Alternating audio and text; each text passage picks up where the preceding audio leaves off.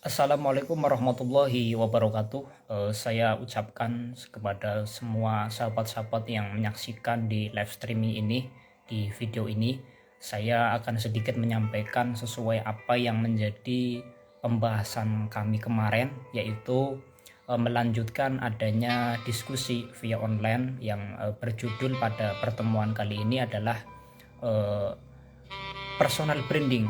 Personal branding apakah menjadi suatu kewajiban atau tantangan untuk diri kita masing-masing. Nah, perlu sahabat-sahabat semua pahami di sini, saya juga ikut belajar bersama dengan sahabat-sahabat semua bahwasanya sebelum kita mengenal adanya personal branding, maka kita harus paham apa yang disebut personal branding.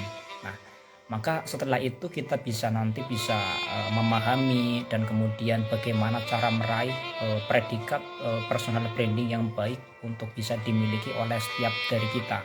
Nah, sebelum kita memahami betul adanya personal branding ini, kepada sahabat-sahabat semua yang bahagia, yang berbahagia, ada beberapa faktor yang menghambat produktivitas kita. Nah, diantaranya adalah beberapa faktor yang menghambat produktivitas kita adalah kita sering menyibukkan diri, kita memfullkan diri dengan gadget kita masing-masing. Nah, kita seringkali tanpa kita sadari 24 jam dalam aktivitas kita sehari-hari, kita scrolling postingan seseorang, kita melihat story seseorang, baik itu di WhatsApp maupun di Instagram maupun di media-media sosial lain. Nah, tapi tanpa kita bisa mengeluarkan satu produk yang bisa kita hasilkan.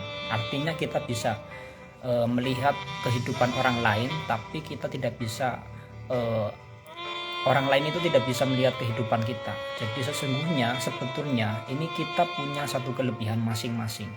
Tapi karena sudah menjadi kebiasaan bahwa kita sebagai pemantau saja tanpa kita sebagai pemain, maka itu harus kita mulai sedikit hilangkan. Bahwa semua sahabat-sahabat yang saya banggakan di sini adalah diantaranya faktor yang menghambat produktivitas kita adalah kita sering bermain gadget. Nah, kemudian adalah kita sering terjebak dengan zona nyaman. Nah, zona nyaman di sini adalah ketika kita berkehidupan sosial, kita hanya mementingkan satu golongan saja tanpa kita melihat kehidupan sosial yang lain yang tentu banyak sangat sekali. Ini banyak pelajaran yang kita bisa dapatkan.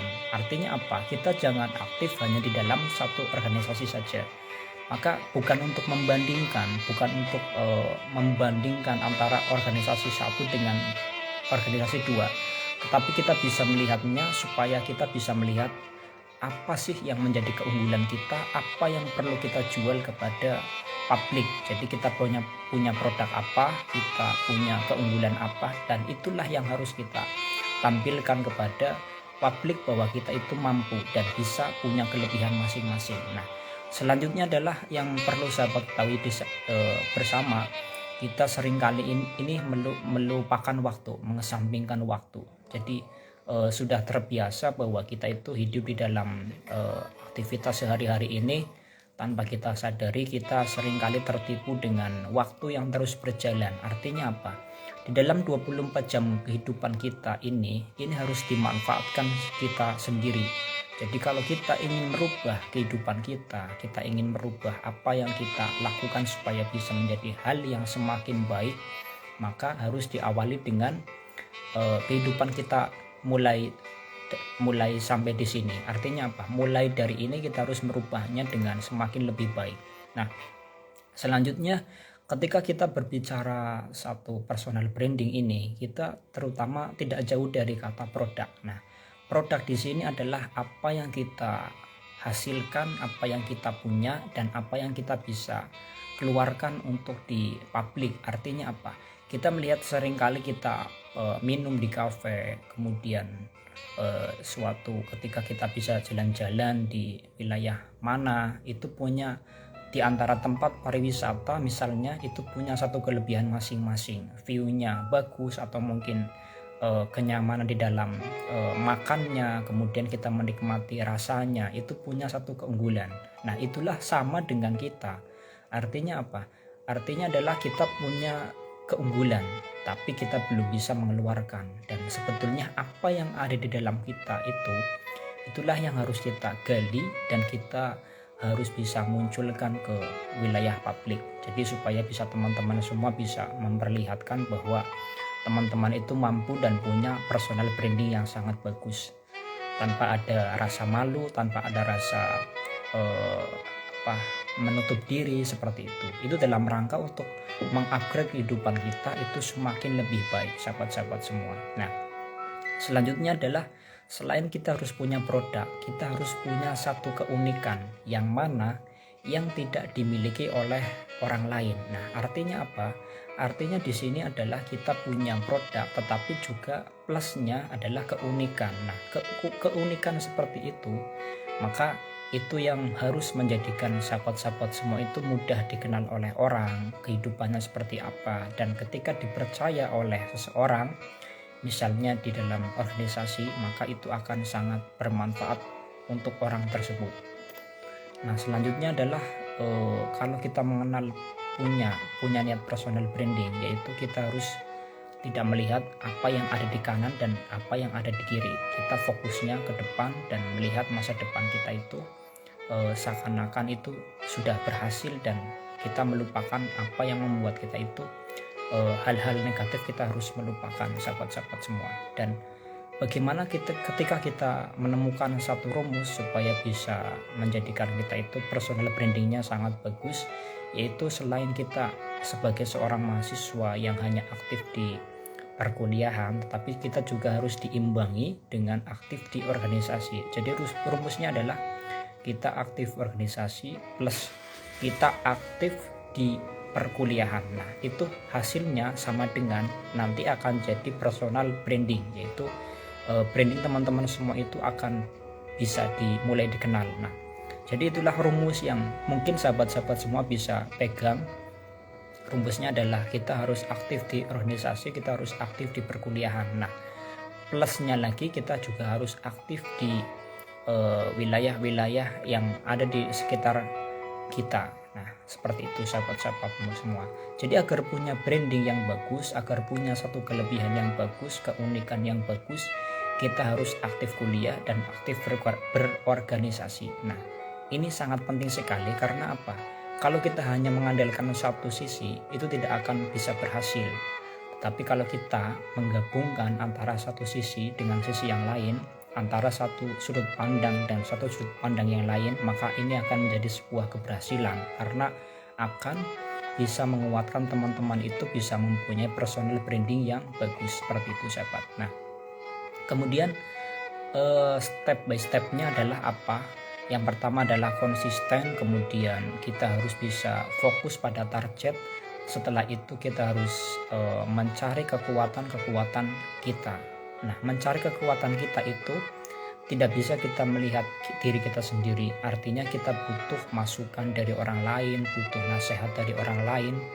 Nah, karena orang lain inilah yang bisa melihat kelebihan kita, yang bisa melihat passion kita, yang bisa melihat kapasitas kita. Jadi ukurannya adalah berdasarkan pendapat positif dari orang lain. Nah, misalkan kamu lebih unggul di bidang ini, nah kamu sebaiknya di sini. Itulah manfaat daripada kita punya seorang sahabat bisa menasehati dan memperlihatkan passion kamu itu di mana. Nah, di sini seperti itu. Nah, kemudian tingkatkan produktivitas. Nah, kalau kita ingin dikenal, ingin supaya bisa muncul personal branding yang bagus adalah meningkatkan produktivitas.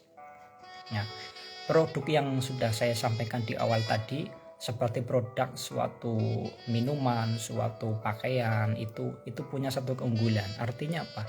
Supaya publik merasa tambah nyaman, merasa tambah enak memakainya, menikmatinya, mendengarkan, itu harus punya peningkatan produktivitas. Nah, peningkatan produktivitas di sini yang bisa dimiliki oleh semua sahabat-sahabat adalah yang tadinya masih di dalam kehidupan yang biasa-biasa saja, di dalam 24 jam kehidupannya, mulai detik ini, mulai saat ini itu sudah mulai merubah kondisi sosial Karena apa? Karena supaya bisa meningkatkan produktivitas. Nah, contohnya sederhana. Contohnya kalau kita hanya aktivitas biasa-biasa, maka harus ditingkatkan. Kita mengikuti pelatihan apa, mengikuti seminar apa yang itu sudah difasilitasi. Sebetulnya di media sosial itu ada yang gratis, ada yang berbayar. Nah, cuman tinggal keinginan kita saja apakah mau meningkatkan atau tidak. Karena kalau kita belum punya niat untuk meningkatkan produktivitas kita, maka semuanya tidak akan bisa berjalan. Tetapi kalau kita sudah niat untuk bisa meningkatkan produktivitas, maka pasti niat kita itu akan berhasil. Nah, seperti itu sahabat-sahabat semua. Nah, jadi sekarang ini ciri-ciri orang produktif itu sudah mulai dikenal antara satu orang dengan orang lain. Nah, ini kelihatan dari bagaimana cara dia itu disiplin tepat waktu. Nah, contohnya adalah ketika di dalam ada acara, dia mengunjungi suatu acara, kemudian diberi tugas untuk melaksanakan sebuah acara.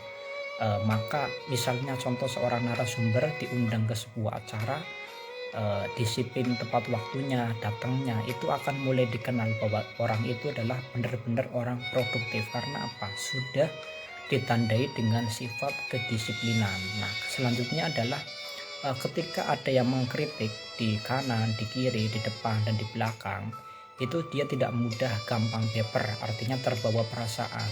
Nah, karena dia adalah sifatnya memimpin dirinya sendiri supaya bisa sampai ke tujuan, sampai kepada mimpi yang dia punya. Seperti itu sahabat-sahabat semua. Nah, kemudian dia sudah punya visi dan misi yang jelas, artinya tujuannya itu mau kemana dan apa yang akan dia dapatkan. Nah, ini adalah manfaat kita punya visi dan misi yang jelas. Jadi jalan ini tidak sekedar jalan saja, tetapi harus punya satu step by step yang harus dilakukan, diselesaikan misi setiap masing-masingnya. Nah, kemudian tidak lupa dari support. Artinya support ini adalah sesuatu energi yang positif yang dihasilkan untuk mencharge ya, ini menguatkan hati kita, menguatkan rasa malas kita. Apabila kita malas, maka mudah hilang. Artinya apa? Kita kembali lagi kepada semangat untuk semakin memperbaiki diri, beraktivitas yang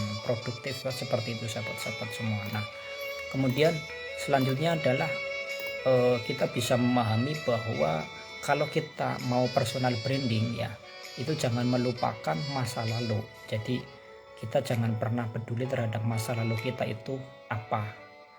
Kehidupannya dulu tidak pernah aktif organisasi, sekarang aktif organisasi, sekarang menjadi seorang pembicara, padahal dulu itu orang-orang biasa saja. Itu jangan sampai kita fokus kepada masa lalu kita, tapi fokuslah ketika kamu ingin mengejar suatu personal branding yang bagus, kita harus fokus kepada masa depan kita, apa yang ada di depan kita semua sahabat-sahabat. Nah, kemudian kita harus mengenal adanya passion ya. Passion ini kan kita punya satu kelebihan. Misalnya contoh seorang kamera ya, kameramen itu kita bisa memahami bahwa kameramen itu sebetulnya dia tidak bisa awal pertama kalinya, tetapi kalau sudah diberikan satu alat, kemudian cara menggunakan kamera itu seperti apa dan tombol-tombolnya itu seperti apa, itu nanti semakin dia banyak berlatih, semakin dia menjadi seorang ahli atau ahli di dalam bidangnya. Nah, kemudian kita harus punya satu bakat dan pengetahuan atau mungkin kita kepakaran. Nah, kalau di dalam seorang akademisi ini, kalau orang yang sudah personal brandingnya bagus, ini contoh speknya adalah dia paham hukum, maka dia harus bisa meningkatkan kepakarannya di dalam dunia hukum. Nah, adapun dengan pendidikan, maka dia harus meningkatkan adanya produktivitas yang bisa meningkatkan dia benar-benar paham tentang pendidikan. Seperti itu sahabat. Nah, selanjutnya terakhir adalah manfaat dari bagaimana kita cara melatih menjadi seorang yang produktif, punya branding yang bagus dengan cara kita naik kendaraan. Nah, kendaraan itu adalah organisasi. Jadi manfaatnya kita mengikuti organisasi adalah kita mencari sahabat sebanyak-banyaknya, mencari relasi maupun mencari seseorang yang bisa menjadi mentor kita, melatih kita menjadi semakin lebih baik. Nah, selanjutnya adalah melatih skill kita yang tadinya dulu masih biasa menjadi luar biasa. Nah, yang ketiga adalah menambah keilmuan baik secara praktek maupun teori. Nah, ya kemudian adalah melatih sifat kepemimpinan, menambah relasi. Selain itu juga memahami setiap karakter seseorang ya, memahami setiap karakter orang masing-masing. Nah, selanjutnya sahabat-sahabat semua bisa meningkatkan kapasitas diri melalui dengan sarana untuk semakin mengasah bakatnya menjadi suatu titik yang benar-benar harus dikuasai, artinya difokuskan. Kalau sudah menemukan kenyamanan di dalam bidang itu, maka difokuskan saja. Nah, itulah nanti akan melahirkan suatu branding yang bagus, sahabat-sahabat semua.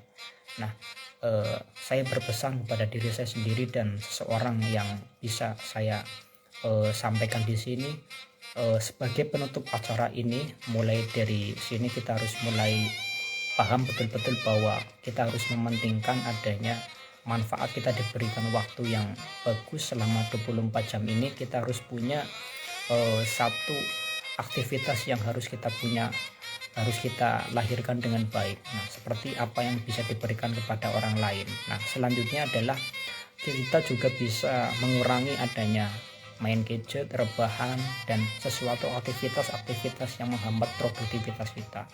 Intinya di dalam 24 jam ini kita harus manfaatkan dengan apa yang dulu kita hanya rebahan saja, tetapi kita mulai semakin upgrade diri ya. Aktivitasnya semakin ditambah, kemudian waktunya mulai dipadatkan, tapi dengan catatan melalui aktivitas-aktivitas yang produktif seperti itu, sahabat. Nah, terima kasih. Kita ngobrol singkat saja, nanti akan disambung di pertemuan lain. Sebagai penutup saya mengucapkan terima kasih. Semoga sahabat-sahabat semua selalu dalam keadaan semangat dan bahagia di dalam aktivitasnya masing-masing. Terima kasih. Assalamualaikum warahmatullahi wabarakatuh.